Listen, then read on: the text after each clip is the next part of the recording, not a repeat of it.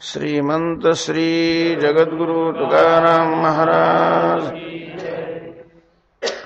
बोलण्याची नाही आता देवाविण काही, एकसरे केला नेम देवा दिले क्रोध काम।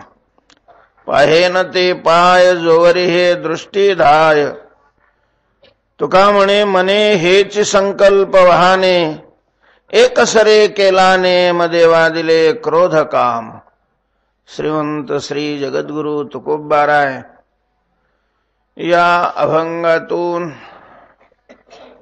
साधना करत असताना जो नियम केला तो नियम स्पष्ट करतायत।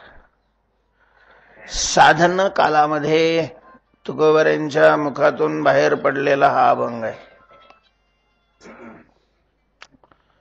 तुकोबारा म्हणतात की आता देवाविण काही बोलण्याची नाही। या अभंगातला आता शब्द अतिशय महत्वाचा आहे। अभंगाचं चिंतन करत असताना तो अभंग कोणत्या भूमिकेवर आरूढ होऊन तुकोबारांनी केलेला असेल, तुकोबारांच्या मुखातून बाहेर पडलेला असेल, हे समजणं अत्यंत आवश्यक आहे। माणसाचे काही स्तर आहेत, त्याच्या विचाराच्या लेवलवरून ते स्तर पडलेले आहेत आणि त्या लेवलवर गेल्यानंतर त्याच्या विचाराची जी एक धारणा आहे, विचाराचं जे स्वरूप आहे हे बदलत असतं। सर्वसामान्य संसारिक माणसाचे विचार, सामान्य साधकाचे विचार, विशेष साधकाचे विचार, मुक्ताचे विचार, याच्यामध्ये जमीन आसमानचे फरक आहेत। जमीन आसमानचे। आपला एक दोष आहे की आपण कुठल्याही विचाराकडे पाहत असताना त्या लेवलवर जाऊन विचार नाही करत, आपल्या लेवलवरून त्याचा विचार करतो। आणि मग आपल्याच लेवलवरून आपण जर त्या शब्दाचा, त्या भावाचा विचार करू लागलो तर योग्य अशा प्रकारचं उत्तर आपल्याला कधीच सापडणार नाही। अभंग तुकोबारांचे गाथ्यामध्ये जे आहेत, गाथा हा आकर ग्रंथ आहे। ग्रंथामध्ये दोन प्रकार असतात, आकर ग्रंथ आणि प्रकरण ग्रंथ। विचारसागर आहे, पंचदशी आहे, अद्वैत सिद्धी वगैरे हे जे ग्रंथ आहेत हे प्रकरण ग्रंथ आहेत। गीता, गाथा, उपनिषद हे आकर ग्रंथामध्ये मोडले जातात। प्रकरण ग्रंथामध्ये ग्रंथकार जो असतो एखाद्या विषयाचं स्पष्टीकरण त्या ग्रंथातून करण्याची त्याची भूमिका असते आणि त्यामुळं त्यांनी तो विचार मांडण्याकरता त्याचे स्तर केलेले असतात, अधिकारी, विषय, प्रयोजन, संबंध। आकर ग्रंथामध्ये तसं नसतं। आकर ग्रंथ ही ध्वनित्वाने असते। तर त्या महात्म्याच्या मुखातून त्यावेळेला जे बाहेर पडलेले शब्द ते तसेच टिपलेले असतात। आता ह्या ग्रंथाची निर्मिती करायची असं जाणून मग त्याच्यामध्ये असे विभाग पाडून असे तो ग्रंथ तयार झालेला नसतो। तुकोबाराय ज्या स्थितीमध्ये होते, ज्या अवस्थेमध्ये होते, त्या प्रसंगाला त्यांच्या मनामध्ये जो भाव निर्माण झाला तो भाव त्यांच्या मुखातून या अभंगाच्या द्वारे बाहेर पडलेला। त्यामुळं आपल्या समोर असलेला जो गाथा आहे त्या गाथ्यामध्ये प्रकरण नाहीत। प्रकरण ज्या गाथ्यामध्ये केलेले आहेत त्याही गाथ्यामध्ये अर्थाच्या सादृश्याने त्या अभंगाची निवड केलेली आहे। रचनेच्या याच्याप्रमाणे त्या अभंगाची निवड झालेली असं काही नाहीये। आणि म्हणून गाथ्यात आपल्याला सगळ्याच प्रकारचे अभंग दिसतात. घरदार सोडायची आवश्यकता नाही, घरीच राहून परमार्थ करता येतो असाही अभंग दिसेल. तर या घरदाराला सोडून जा तीर्थामध्ये वनामध्ये असंही सांगणारा अभंग दिसेल. ज्ञानाकरता प्रयत्न कर असाही सांगणारा अभंग दिसेल, तर ज्ञानाची काही गरजच नाही असाही सांगणारा अभंग दिसेल. मुक्तीकरता अट्टास करणारा अभंग दिसेल, तर आम्हाला मोक्षच लागत नाही असाही म्हणून सांगणारा अभंग दिसेल. तर हे जे विरोधी दिसतात तर त्याचं कारण आहे त्या त्या स्थितीवर त्या त्या अवस्थेवर ती ती भूमिका स्वीकारून तुकोबारांच्या मुखातून बाहेर पडलेले हे अभंग आहेत. तुकोबारांनी या सगळ्या भूमिका स्वतः अनुभवलेल्या आहेत. संसारी भूमिकेतले तर अभंग नाही आहेत, पण साधक भूमिकेत गेल्यानंतर संसारी भूमिकेतली स्मृती त्यांच्या ठिकाणी अटल होती. त्यामुळे संसारामध्ये काय भोगावं लागलं, कसं भोगावं लागलं, कसं संसाराची स्थिती काय आहे हेही अभंग दिसतात. आणि साधक जीवनातून मग सामान्य साधकातून विशेष साधकत्व प्राप्त झालं, त्या साधकी अवस्थेमध्ये असणारे अभंग तेही अभंग आहेत. आणि मग सिद्ध अवस्था झाल्यानंतर तयार झालेले असे काही अभंग आहेत. तर अभंगाकडे पाहून हा अभंग कोणत्या अवस्थेमध्ये स्थितीमध्ये तुकोबारांनी लिहिला असेल हे पाहून त्या अवस्थेवर जाऊन मग तो विचार करावा लागतो. हा अभंग साधक अवस्थेवरचा आहे आणि तीही साधक तीव्र साधक आहे. भगवत प्राप्तीची भगवत दर्शनाची तीव्र उत्कंठा ज्याच्या मनामध्ये निर्माण झालेली आहे. अंतःकरणामध्ये जगात फक्त परमात्मा सत्य आहे, देव सत्य आहे, देव आनंद स्वरूप आहे, देव अविनाशी आहे, देव व्यापक आहे, हा भाव दृढ झालेला आहे. आणि देवा वाचून बाकीचं जेही काही आहे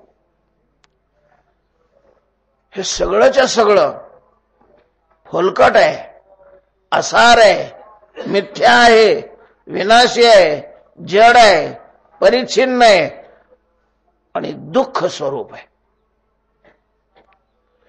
या विषयी ज्याचं मन निशंक झालेलं आहे, म्हणजे मनाने मानलंय, हे ऐकणं वेगळं, हे सांगणं वेगळं, आणि या सिद्धांताचा मनाने स्वीकार करणं वेगळं. फार अंतर आहे. अगदी जमीन आसमानचं अंतर म्हटलं तरी काही अडचण नाहीये. म्हणजे हे ऐकणारे, हे बोलणाऱ्याच्या मनाने हे सिद्धांत स्वीकारलेले असतात असं नाही. होईल तेवढा तो प्रयत्न करत असतो, त्याच्यामध्ये तो असतो. मनाने पूर्णपणे हे सिद्धांत स्वीकारलेले असतात, मानलेले असतात. असं मानून त्याच्याकडे पाहण्याची गरज. आपलं काय होतं, एखादा माणूस या संप्रदायामध्ये आला, बुद्धी तेज असली, तो बोलायला लागला, कीर्तन करू लागला की लगेच आपण त्याच्याकडे संत दृष्टीनं पाहतो. महाराज, हा अन्याय करणं आहे त्या व्यक्तीवर. तो अजून पूर्ण साधकही नाही. म्हणजे साधकाची जी मान्यता असते, साधकाची जी दशा असते, तीही दशा अजून त्याची प्राप्त झालेली नाही. तो अगदी पामराच्याच दशेमध्ये, संसारिकाच्याच दशेमध्ये. पण तो नुसता लागलाय नुकताच, आणि लगेच त्याच्यावर संतपणाचा काय केला जातो, आरोप केला जातो, संत दृष्टीनं पाहिलं जातं. त्या दृष्टीनं मग त्याची पूजा केली जाते, त्याला मानही दिला जातो. आता तुम्ही मानलं म्हणजे तो कसं काय संत लगेच होईल? त्याच्यावर अन्याय केला जातो, अक्षरशः अन्याय. माणसाला परमार्थात पथद्रष्ट, भक्तीमध्ये तरी पथभ्रष्ट करणारा हा समाजच आहे.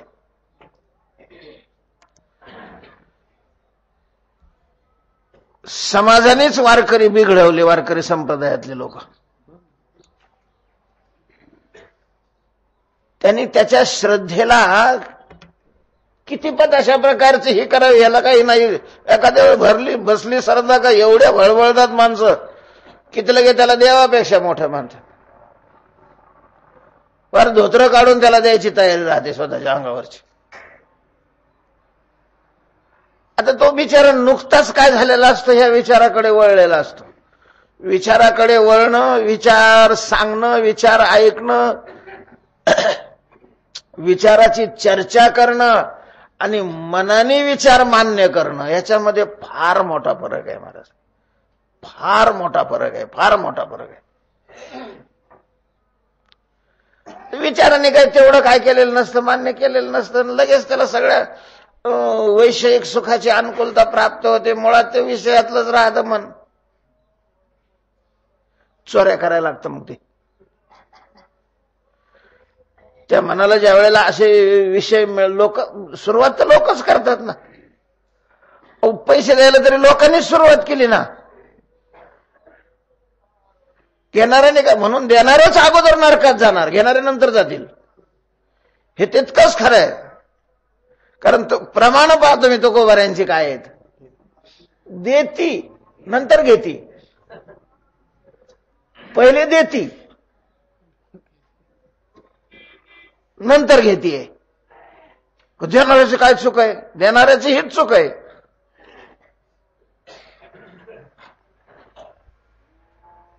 की त्याने आपल्या श्रद्धेचा गैरवापर केला. समोरच्यालाही मातीत घातलं त्याने. तेव्हा मनाने मानल्यावर गोष्ट वेगळी आहे ना.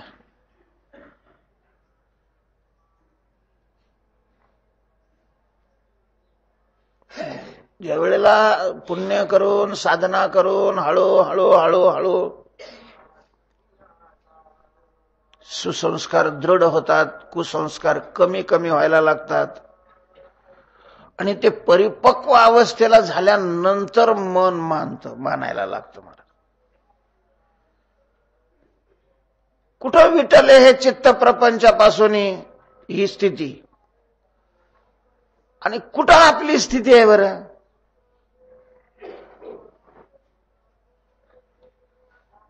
कुठं अनुकूल मानलेल्या भोगाविषयी त्यागाच्या इच्छेला वैराग्य. काही खऱ्या गोष्टी आहे का या? ही स्थिती किती वरची आहे, कुठं आपण आहे. आणि मग ती स्थिती ही साधकाची स्थिती आहे. तिथून साधनानंतर सिद्ध अवस्था आहे. आम्ही अगोदरच सिद्ध झालेलो असतो. आणि मग तो कसा मेळ बसणार? त्यामुळं अभंगाचं चिंतन करत असताना म्हणून या अभंगातला आता शब्द अतिशय महत्वाचा आहे. आता म्हणजे नंतर, आता शब्दाचे नंतर. कशाच्या नंतर? की अंतःकरणामध्ये विवेक निर्माण झालेला आहे आणि त्या विवेकानं या दोघातली दरी स्पष्ट केली. अंतर स्पष्ट आहे. परमात्मा आणि जगत, देव आणि संसार, ब्रह्मा आणि माया, देह आणि जीव आत्मा यांच्यातला स्पष्ट भेद प्राप्त नाही झाला अजून. त्याला तो भगवत स्वरूप नाही झाला, भगवत साक्षात्कार नाही झालेला, पण त्याच्यातला भेद निश्चित झाला. आणि मग त्याच्या मनाने निश्चय केलेला आहे की भगवत प्राप्तीशिवाय, भगवत साक्षात्काराशिवाय आपण सुखी होणार नाही, आपलं दुःख निवृत्त होणार नाही, परतंत्र्यातून मुक्त होणार नाही आणि संसारात आपलं आयुष्य घालवणं म्हणजे स्वतःची हानी करून घेणे, वाटोळं करून घेणे. हे मनाने ज्याच्या मानलं,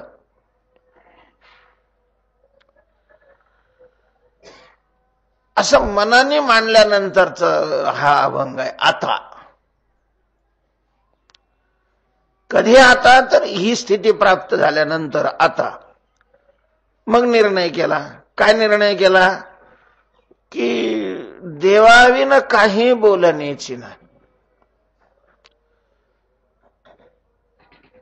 देवाशिवाय काहीही बोलायचं नाही हा नियम केला. देवाशिवाय काही बोलायचं नाही. ही अवस्था जोपर्यंत प्राप्त होत नसते तोपर्यंत महाराज आपण देवाचं बोलायचं नाही हा नियम असतो आपला. मग सप्ताह असला तरी, दिंडीला निघालेला असला तरी, पंढरपुरात येऊन राहिलेला असला तरी, आळंदीत असला तरी, बाकीचं सगळं बोलायचं. थेट अमेरिकेच्या राष्ट्राध्यक्षापासून गावातल्या सोसायटीच्या चेअरमन पर्यंतची सगळ्याची मीमांसा करायची, सगळ्यावर टिप्पण्या करायच्या,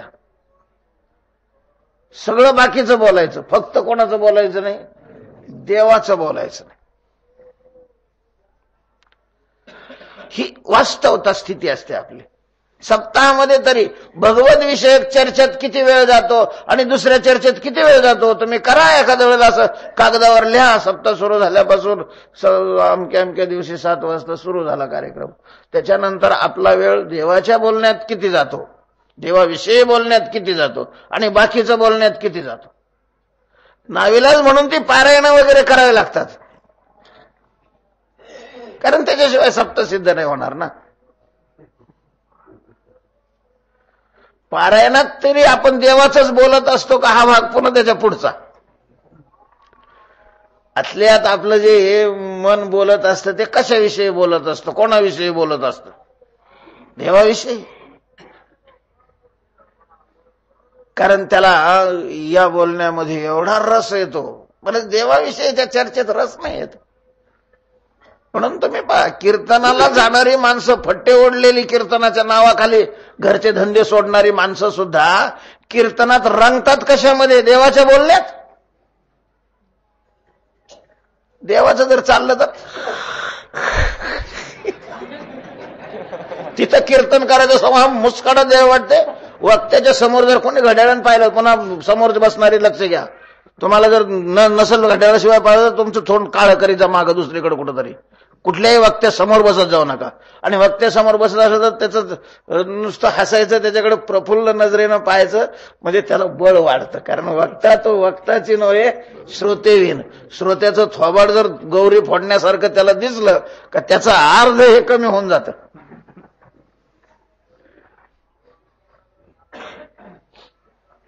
म्हणून फार धीर गंभीर माणसांना पुढे बसू देऊ नये. तुम्हाला जर कीर्तन रंगावं, प्रवचनात हे यावं असं वाटत असेल, अशी माणसं उठवून बाहेर ठेवायला लावावी. कारण त्याच्या याच्यावर त्या वक्त्याचं सगळं अवलंबून असतं. कशा करता सांगितलं, आपल्या मनाला देवा वाचून दुसरं बोलण्याची आवड असते. तुम्ही भजनाला जर वेळ लागला तर घ्या म्हणतात, आता उत्तर अभंग घ्या म्हणतात. उत्तर अभंग केड्या पडले माझ्या इथे, उत्तर अभंग घेऊन टाका. वेळ झाला ना, टाइम झाला. उत्तर अभंग म्हणजे सुरुवात तर करणार पहिले एक तर 10, 10:30, 11ला भजनाची जागा ते भलते. आणि मग झालं 1 तास 1.5 तास उत्तर अभंग, उशीर झाला आता. आणि भजन संपलं मग जर बसले ना, मला सकाळपर्यंत चालू असतात मग गप्पा. मग काय रंग ते, मग कुणी घड्याळाकडे पाहत नाही. याची घाण काढ, त्याची घाण काढ, त्याची घाण काढ, याची विषयी चर्चा कर, त्याच्याविषयी चर्चा कर, त्याच्याविषयी चर्चा कर. याच्यात रंगत. महाराज ही भूमिका आणि बोलण्याची नाही आता देवाविन काही, ही भूमिका किती फरक आहे बरं. 10-15 मिनिट 15 मिनिट. तर तुकाराम महाराजांची काय स्थिती असेल. बरं, ते देव प्राप्त होणं लय लांब आहे. आपण देवप्राप्तीची अपेक्षा बी सध्या जरी नाही करावी, आपण एवढी अपेक्षा करावी की देवप्राप्तीचं साधन आपल्याला प्राप्त व्हावं, मन रंगावं त्यामध्ये. तुकोबारायांना काय स्थिती. तुकोबाराय म्हणतात, देवाशिवाय काही बोलायचं नाही हा आम्ही नियम केला. आता देव, याचा अर्थ असा आहे की याच्या अगोदर आम्ही गण चबाड चबाड चबाड चबाड करत होतो. कृपा देवाची आपल्यावर उपकार आहे की त्यांनी तोंडाला मीटर नाही बसवलेली. मीटर बसवले असते आणि बोलण्याचं जर बिल त्यांनी वसूल केलं असतं तर पुन्हा जड गेलं असतं. करा सुरुवात करा, दे वाटून एक शांत चित्तन जवळ आल्यावर प्रसाद घ्यायचा. तर बोलण्याची नाही आता देवाविन काय, हा नियम केला आम्ही. तुकाराम महाराजांनी विचारलं, देवाविन काही बोलणार नाही तुम्ही? नाही. कारण काय? देवाशिवाय दुसरं काही नाही म्हणून बोलणार नाही का? बोलायला तुमच्याकडे साधन नाही म्हणून, बोलायला विषय नाही म्हणून बोलत नाही तर बोलण्याचं साधन नाही म्हणून बोलत नाही? बोलणं कधी घडतं? बोलण्याचं साधन वाणी असते आणि ज्याच्याविषयी बोलायचं तो विषय असतो. हे दोन गोष्टी असल्या म्हणजे बोलणं असतं. काय चाललंय हो? काय नाही म्हटलं तर सध्या विधानसभेची निवडणूक आलेली आहे, प्रचार आहे. मग तो प्रचार करणारा व्यक्ती आणि तो प्रचाराचा विषय, या दोन गोष्टी बोलणं लागतं. तुम्ही बोलायचं नाही असं म्हणता तर ह्या दोन्हीमध्ये काय कारण काय? का बोलणार नाही तुम्ही? आता बोलण्याची नाही, आता देवाविन काही, अशा प्रकारचं तुम्ही जे म्हटले तर त्याचं कारण काय? बोलायला विषय नाही का काही? देवाशिवाय जगात दुसरं काहीच नाहीये म्हणून बोलणे नाही का? का बोलणारा नाही म्हणून बोलणं नाही?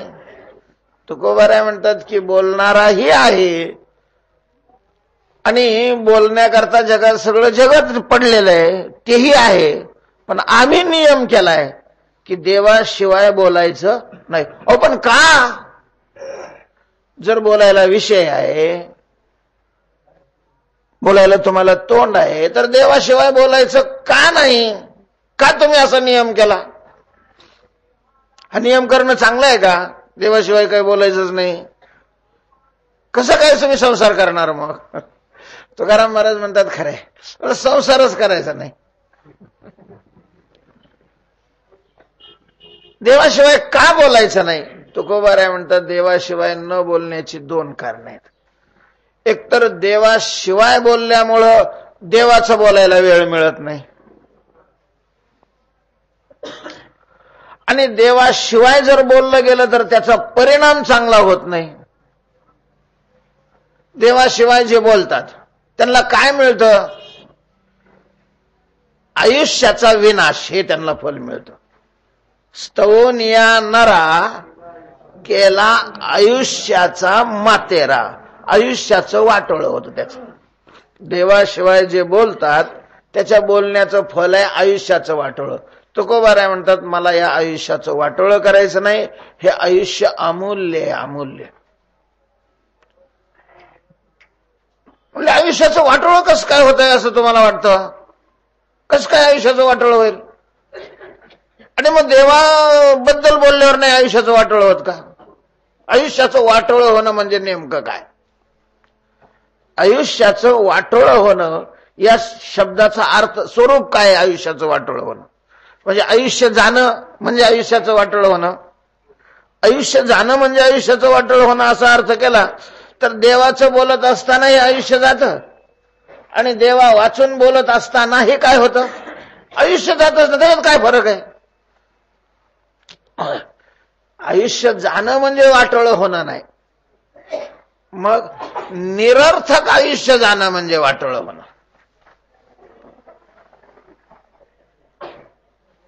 किंवा ज्याच्याकरता आयुष्य आहे त्या आयुष्यामध्ये ते न करणं म्हणजे काय? आयुष्याचं वाटोळं होणं. आपल्याला नेहमीचा दृष्टांत ऐकलेला आहे पण तरी सांगतो, याच्यावर थोडासा तो महत्वाचा आहे म्हणून अगदी पण थोडक्यात सांगतो. आता मी लांब होणार नाही कारण बोलण्याची नाही, याच्यावर बोलायचंय.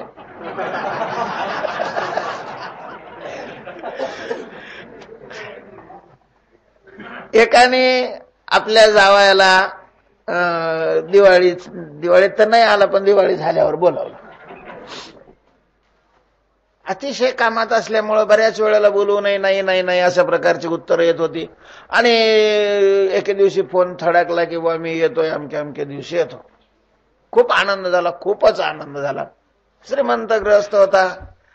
संसारात माणसाला काय नाही बा, नुसतं मोठेपणा लागतो. मरतात नुसते मोठेपणा करतात, काय नसतं.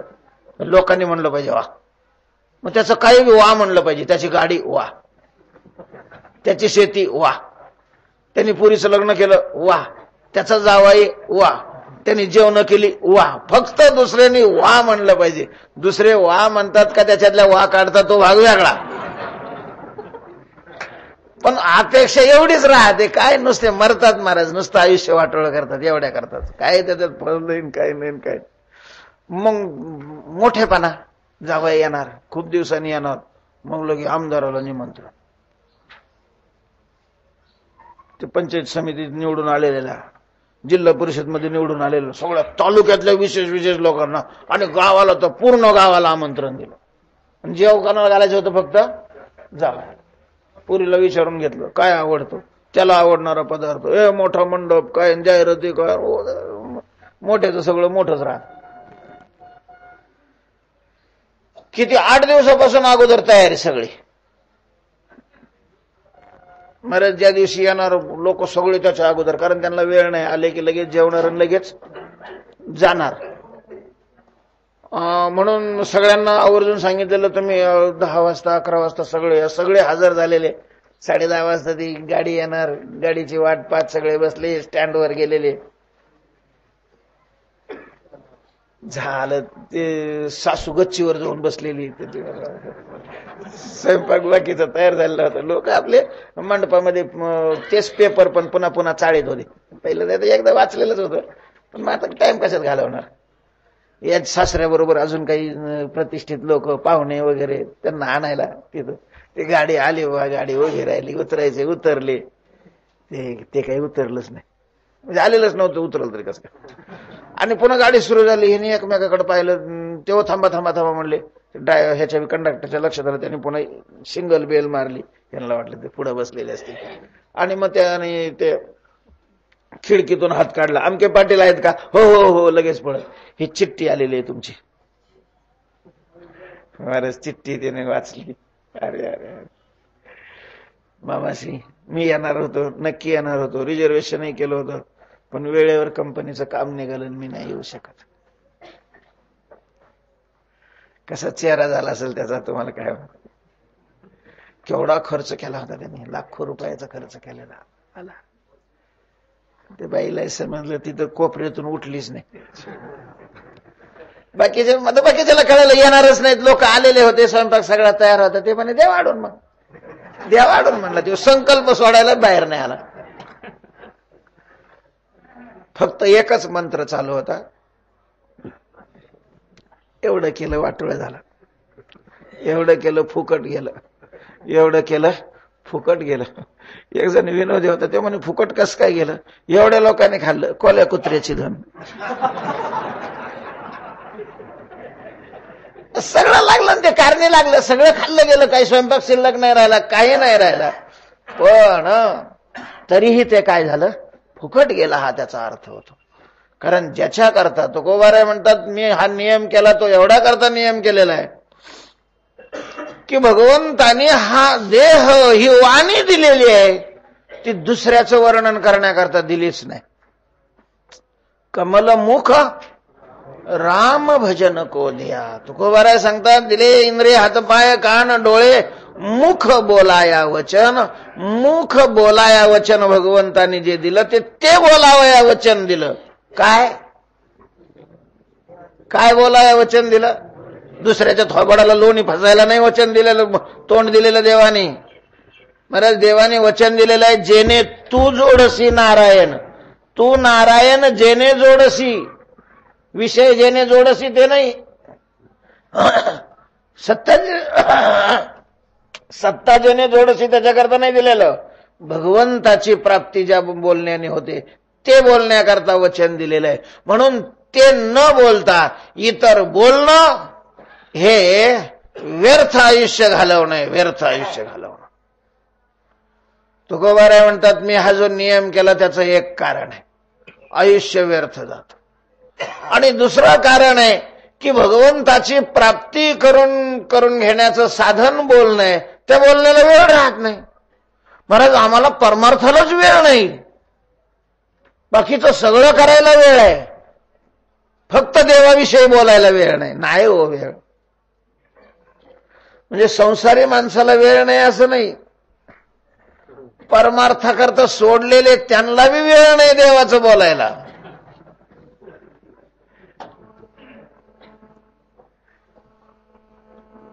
म्हणून मी हा नियम केला, बोलण्याची नाही. आतापर्यंत जे झालं ते झालं. इथून देवाशिवाय काहीही बोलायचं नाही. बोलण्याचं देवा करता बोलायचं, देवाचं बोलायचं आणि देवाशी बोलायचं. देवाविना काही याचे हे तिन्ही अर्थ निघतात. एकतर देवा करता बोलायचं, जे बोलायचं ते देवा करता. देव प्रसन्न झाला पाहिजे, देवाची कृपा संपादन झाली पाहिजे. जे बोलायचं ते बोलणं ही देवाची पूजा. समर्पिली वाणी पांडुरंग घेते धनी, पूजा होते मुक्ता फळे रस होविया मग. देवाचा अशा प्रकार देवा करता बोलायचं.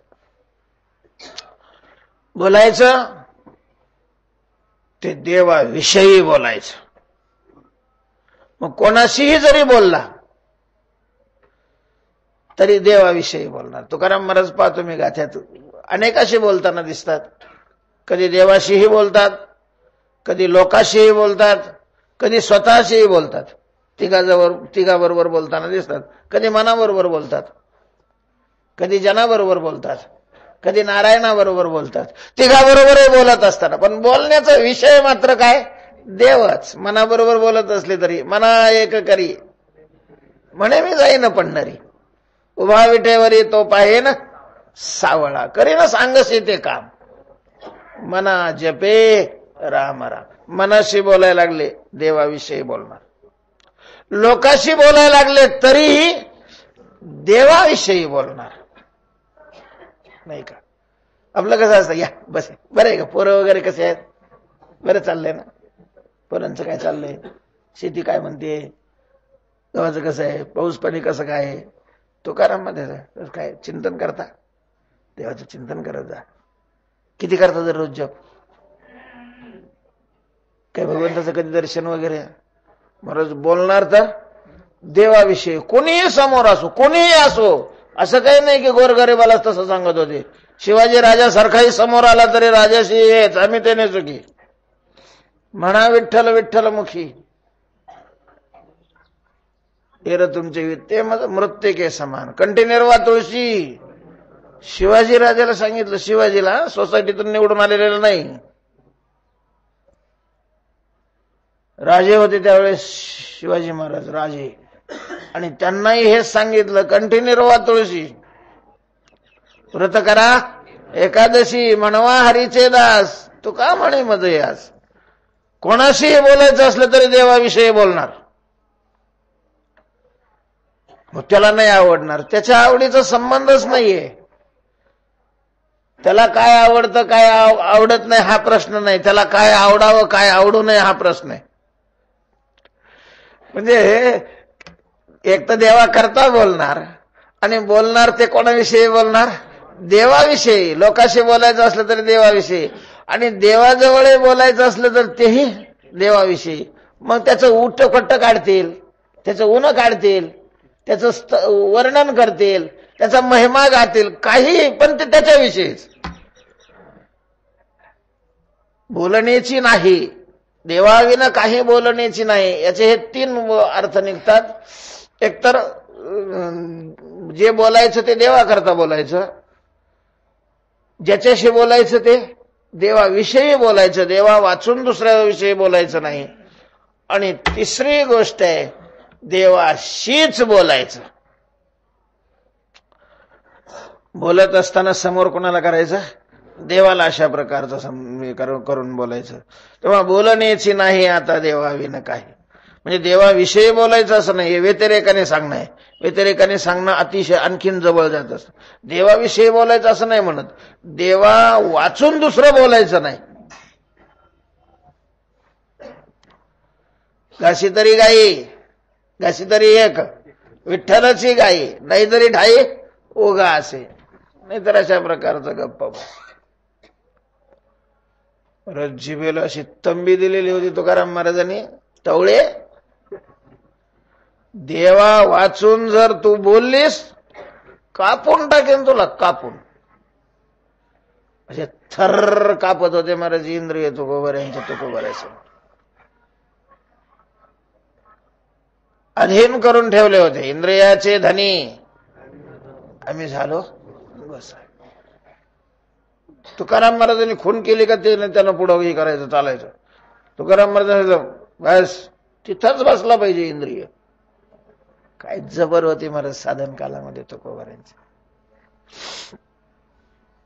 तर एकसरे केला नियम. म्हटले का हो तुकोबार आहे, बोलो तुम्ही हा नियम केला, हो टिकणार का? देवाशिवाय काही बोलायचं नाही हा तुम्ही नियम केला, ठीक आहे. नियम करण्यामध्ये मनुष्य काय असतो, स्वतंत्र असतो. पण तो नियम टिकणार का? म्हणजे काय अडचण काय आहे? न टिकायला काय अडचण काय? म्हणजे तुम्हाला देवाचं बोलायचं नाही हा नियम तुमचा टिकतो, आणि आम्ही देवाशिवाय बोलायचं नाही म्हणलं तर आमचा नियम न टिकायला का? तुम्ही कीर्तनात सुद्धा देवाचं बोलायचं नाही हा नियम तुमचा टिकतो, आणि आमचा न नियम टिकायला काय अडचण काय आहे? अडचण आहे तुमच्या अंतःकरणातले घटक. माणसं जी देवाशिवाय बोलतात त्याचं कारण काय असतं? का बोललं जातं देवाशिवाय? तर त्याच्या अंतःकरणातले विकार त्याला बोलायला लावतात. विचार हेच सांगत असतो की देवाचं बोल, पण विकार सांगतो देवाचं नको दे बोलू, संसाराविषयीचं बोल. आपली जी कर्माची प्रवृत्ती असते ती या दोघांनी पुरस्कृत असते. कधी आपण विकार पुरस्कृत कामं करतो, कधी विचार पुरस्कृत कामं करतो.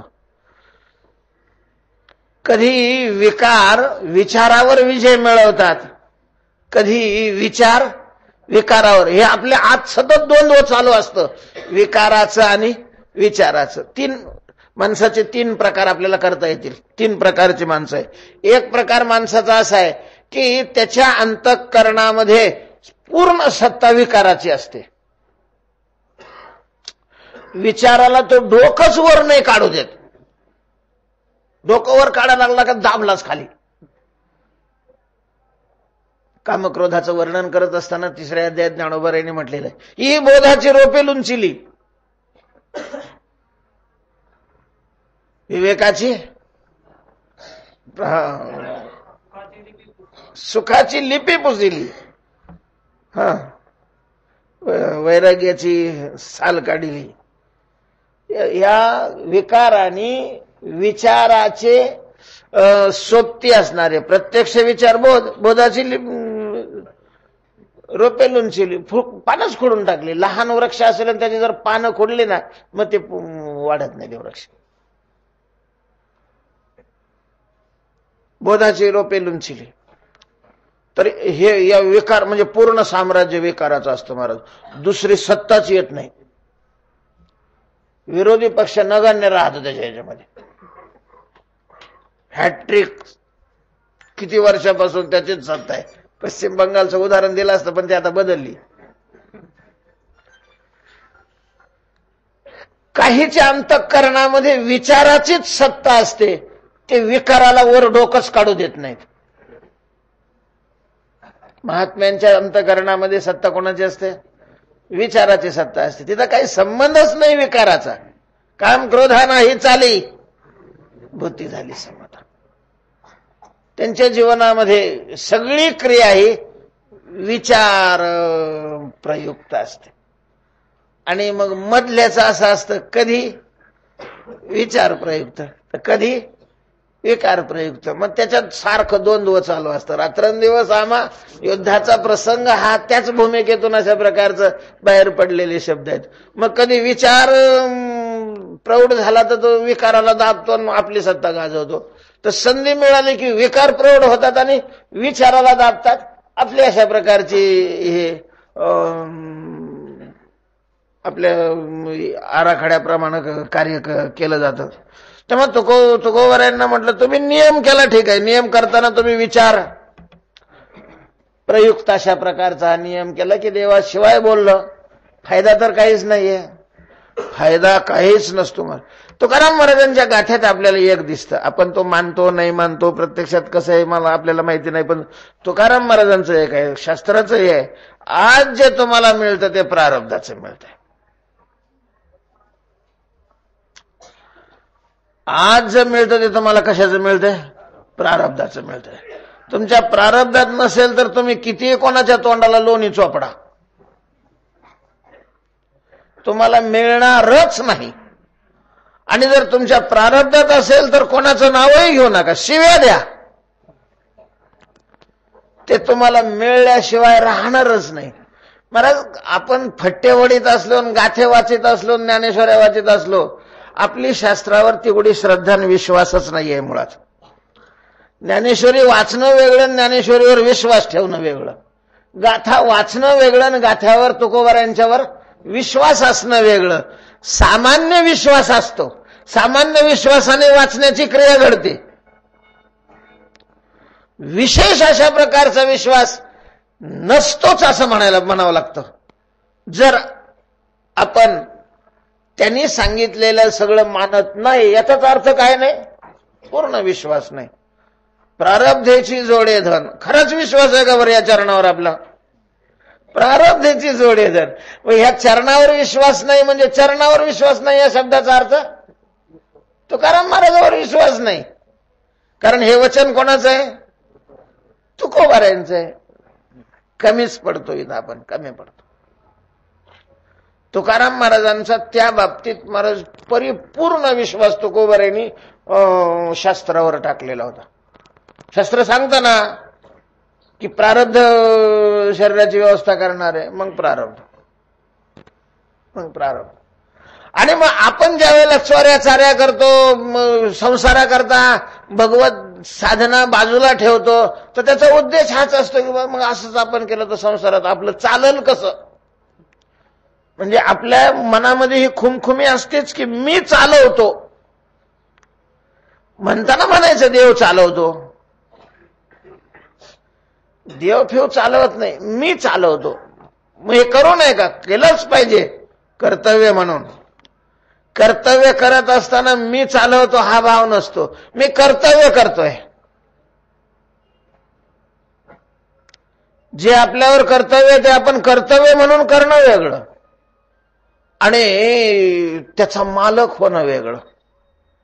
हे मी केलं म्हणून झालं हे वेगळं, कर्तव्य वेगळं. कर्तव्य तर करावं लागतं प्रत्येकाला. जोपर्यंत शरीर आहे, जो सीता शिखा सूत्र तुझा गुंतला जमान तोवरी तू जान श्रुतीदास, तोपर्यंत कर्तव्य नाही केलं तर अन्यथा पातित्या शंक्या तो पतित होऊ शकतो. भक्ती करणाऱ्यांनी सुद्धा शास्त्रांनी सांगितलेली कर्तव्य तोपर्यंत करावी लागतात जोपर्यंत अंतःकरणामध्ये प्रेमलक्षणा भक्तीचा उदय होत नाही. प्रेमलक्षणा भक्तीचा उदय झाल्यानंतर शरीराचाच विसर पडतो, त्याच्यामुळे आपोआप कर्तव्य बाकीच्या कर्माचा काय होऊन जातो? विसर पडतो. तो भाग वेगळा. अन्यथा तोपर्यंत प्रत्येकाने आपली कर्तव्य केलीच पाहिजेत. कर्तव्य करणं म्हणून वेगळं आणि मिळवण्याकरता म्हणून करणं वेगळं. लय फरक आहे, फार फरक आहे त्याच्यामध्ये खूप अशा प्रकारचा फरक आहे. तर तुकोबारांचा विश्वास त्याच्यावर असल्यामुळं तुकाराम महाराजांनी त्याची तमा किंवा चिंता कधी केली नाही. पण विचारणाऱ्याने हे विचारलं की अंतःकरणामध्ये असणारे जे विकार आहेत, हे विकार सततच अशा प्रकारचं स्वतःला लपवून घेतील, भूमिगत राहतील असं काही नाही. भूमिगत राहणारे सुद्धा बरोबर वेळ आली का प्रगट होतात आणि स्वतःचं काम करून पुन्हा भूमिगत होतात. तसे हे विकार तुमचे गप्प बसतील का? आणि धर्मीय तोपर्यंत धर्म राहतात ना, परत अंतःकरण आहे तोपर्यंत अंतःकरणातले विकार राहणार. ते कुठं जातील त्याला सोडून? अंतःकरणातले विकार ते कसे काय तुमचा हा नियम टिकू देतील? त्यांनी सांगितलं काय अडचण काय नाहीये. ह्या विकाराला आम्ही काय केलं? देवाला समर्पण करून टाकले. देवा दिले क्रोध काम. आमच्या ठिकाणी क्रोध नाही असं कोणी म्हणलं? आहे क्रोध आणि आम्ही त्याचा वापरही करतो. फक्त मग वापर केल्यानंतर तर आपोआपच तुम्हाला बोलावं लागेल ना. बरं, नुसतंच तोंडात कोणी थोडं सांगत राहतो, त्याच्याबरोबर अगोदर नंतर, अगोदर नंतर त्याला बोलतो ना, नुसतंच कस काय हानेल. तुकोबाराय म्हणतात ते क्रोध आणि काम हे उपलक्षण, जेवढे अंतःकरणात विकार आहेत सगळेच, मग लोभ असेल, ईर्ष्या असेल, द्वेष असेल, हे सगळे आम्ही देवाकडे लावले. देवाकडे लावले म्हणजे आम्ही रागावणार, देवावर रागावणार. आम्ही हाव करणार, देवाची करणार. इच्छा करणार, देवाची अशा प्रकारची करणार. निंदा करणार, देवाची करणार. द्वेष करणार, देवाच. हे सगळे विकार देवाला अर्पण करून टाकले. देवा दिले क्रोध काम. त्यामुळं मग द्वेषाने बोलायचं झालं तरी आम्ही कोणाचं बोलणार? देवाचं बोलणार. क्रोधाने बोलायचं झालं तरी देवाशीच बोलणार. इच्छेनं बोलायचं, लोभाने बोलायचं झालं तरी देवाच्या अशा प्रकारचं बोलणार. देवा दिले क्रोध काम. त्यामुळं आमचा नियम भंग होण्याचं काही कारण नाहीये. तेव्हा बोलण्याची नाही आता देवाविना काही. एकच रे केला नियम, देवा दिले क्रोध काम. ठीक आहे म्हटले, फक्त बोलणार नाही तुम्ही देवाशिवाय. मग बोलणार एकमेव एकच इंद्रिय आहे असं काही नाही ना, दुसरी इंद्रिय आहेत ना. तोंडाने देवाविषयी बोलणार नाही, देवाशिवाय बोलणार नाही. बाकीच्या इंद्रियाने काय करणार? बाकीचे कोणते इंद्रिय? मुख्य दोन इंद्रिय आहेत, डोळे आणि कान. आता ते बोलण्याचं, देवाविषयी बोलत असल्यामुळं देवाविषयी ऐकत राहू, कानाचं घालं. डोळ्याने काय करणार? पाहेन ते पाय, पाहेन ते पाय, देवाचे पाय पाहत राहणार. कोर पाहत राहणार ते? जोवर हे दृष्टीत आहे, जोपर्यंत दृष्टी तृप्त होत नाही तोपर्यंत पाहत राहणार. दृष्टी तृप्त राहणार. बरेच देवाचे पाय पाहिले की ती दृष्टीच तिथून हालत नाही. तुझं पाहता सामोरी दृष्टी न फिरे माघारी, परतेची ना दृष्टी बैसली ठाई, विसावोनी पायी ठेले, देखिले तुमचे चरण, निवांत राहिले मन, आता उठावेसे मना येत नाही नारा. दृष्टीला भगवंताचं जर चरण दिसलं, दृष्टी तिथून हालतच नाही, तेव्हा भगवंताचे पाय, अर्थात जसे कामक्रोध देवाला दिले तसे सगळ्या इंद्रियाचा विषय आम्ही देव बनवला. तेव्हा पाहिन ते पाय जोवरी हे दृष्टीत आहे. अर्थात वाणीला एकविध बनवलं, इंद्रियांना एकविध बनवलं. कर्म करणारे काही इंद्रियांनी कर्म होतात, काही वाणीनं कर्म होतात. वाणीनं आणि इंद्रियानं, मग इंद्रियांत वाणीत फरक आहे का? तर वाणी ही कर्मेंद्रिय आहे आणि नेत्र हे ज्ञानेंद्रिय. दोघांचं घेतलं अर्थात ज्ञानेंद्रियाचाही विषय देव होईल आणि कर्मेंद्रियाचाही विषय कोण होईल? देव करणार. म्हणजे मन, तो का म्हणे मने, हेच संकल्प वाहने, हे नाही, हेची म्हणजे अनन्यता. अनन्यता कशाला म्हणतात? ती अनन्यता तुकोबारायांनी या अभंगामध्ये दाखवलेली आहे. मनाने अनन्य देवाशी राहणं, इंद्रियाने अनन्य देवाशी राहणं. का म्हटलं? पण ह्याच्यात थोडीशी एक उणीव वाटते. काय उणीव वाटते? आपल्याकडून जी कर्म घडतात तर ती मुख्य 3 घटकाकडून घडतात: मन, वाणी आणि शरीर. तर शरीराचं सांगितलंच नाही. जसं मने हेची संकल्प वाहने, बोलण्याची नाही, तसं शरीराची एकविधता कावर नाही सांगितली असेल तुकाराम महाराजांनी? मला शरीराला एकविध करता येत नाही. शरीराचे काही धर्म असे का तिथं त्या शरीराला भगवंताशी एकविध कोणीही करू शकत नाही, म्हणून शरीराचं नाव नाही घेतलेलं. वाणीला एकविध करता येतं, देवाशिवाय दुसऱ्याचं बोलायचंच नाही. मनाला एकविध करता येतं, मनाशिवाय दुसरे संकल्प करायचं नाही. शरीराला कसं काय एकविध करणार? शरीराचे काही धर्म आहे, ते धर्म शरीरात शरीर करतच राहणार, तिथं एकविधपणा चालतच नाही. त्यामुळे शरीराला सोडलं नाही. बोलण्याची नाही आता देवाविना काही. तुकोबारांना विचारलं, म्हटले महाराज बोला, तुम्ही काय म्हणले, आता काय नियम केला? देवाशिवाय आता बोलायचं नाही. तेव्हा आता म्हणजे कधी? ह्या अभंगाच्या नंतर का ह्या अभंगाच्या पूर्वी? आता शब्दाचा अर्थ अभंगाच्या पूर्वी असेल तर हा अभंग देवा वाचूनच आला. आता आम्ही देवाशिवाय काही बोलणार नाही, हे बोलणं देवाचं का देवाविषयी देवा वाचून झालं?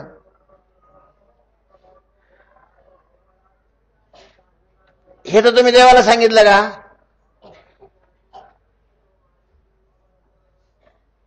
देवाचं याच्यात काही आहे का? देवाशिवाय काही बोलायचं नाही, याच्यात देवाचं काय आहे? हे तर देवा वाचूनच बोलणं ना. तेव्हा तुम्ही तुमचा नियम तुमच्या बोलण्यानेच काय केला? मोडून टाकला. बोलण्याची नाही आता देवाविना काय. कधी कधी वर्गामध्ये पोरं बसलेली असतात, कोणी बोलायचं नाही बरं का. हे काय झालं? कोणीही बोलायचं नाही, हे काय झालं? बोलणं झालं ना. आणि मग हे नियम तर तुम्हीच मोडला. तुकोबाराय म्हणतात की बोलण्याची नाही आता देवाविना काही, एकसरे केला नियम. तुम्ही जर नियम केलेला असेल देवाशिवाय काही बोलायचं नाही, तर हा नियम केलेला आहे हे सांगणं, हे देवाशिवाय सांगणं झालं. आणि मग नियम तर तुमचा इथंच मोडला, पुढं कसं काय चालणार? तुकोबाराय हसलेले आहेत. म्हणूनच आम्ही देवाशिवाय या शब्दाचे 3 अर्थ केले. देवा करता बोलणे, जे बोलायचं ते देवा करता बोलायचं, आणि हे जे बोललेलं आहे हे देवा करता बोललेलं आहे. म्हणून त्या नियमाचा त्याच्यामुळे काय होत नाही, भंग अशा प्रकारचं होत नाही. बोलण्याची नाही आता देवाविण काही, एक सरे केला नियम देवा दिले क्रोध काम. आता तुकाराम महाराजांचं काय, देवाविना काही हे सोडून देऊन आपण आता समजू की बोलण्याची नाही, आता उद्यापासून इथं बोलायचं बोलण्याची नाही. तेव्हा भगवंतानी यावर्षी आपल्याकडून गाथ्याचं चिंतनाची सेवा करून घेतलेली आहे. पुढं देवाच्या हातामध्ये आहे. या चिंतनाच्या काळामध्ये तुकोबारांच्या अभंगाचा भाव स्पष्ट व्हावा अशा प्रकारची अपेक्षा ठेवून कधी कधी कठोर बोललं जातं, काहींना ते लागतंही. तुकोबारांचा भाव त्याच्यातून व्यक्त व्हावा हे त्याच्या पाठीमागचा उद्देश असतो. वैयक्तिक कोणाला हे बोलण्याचा त्याच्यामध्ये काय नसतो, उद्देश नसतो. तरी कोणाचं मन जर दुखलं असेल तर उदार अंतकरणाने क्षमा करावी अशी सर्वांच्या चरणी प्रार्थना करून आपण आपली ही सेवा आटपू. आता बहुतेक यांना प्रसाद मिळालेला आहे. बाहेरची जे मंडळी आहे त्यांनी समोर तिथं ते वाटणारे राहतील.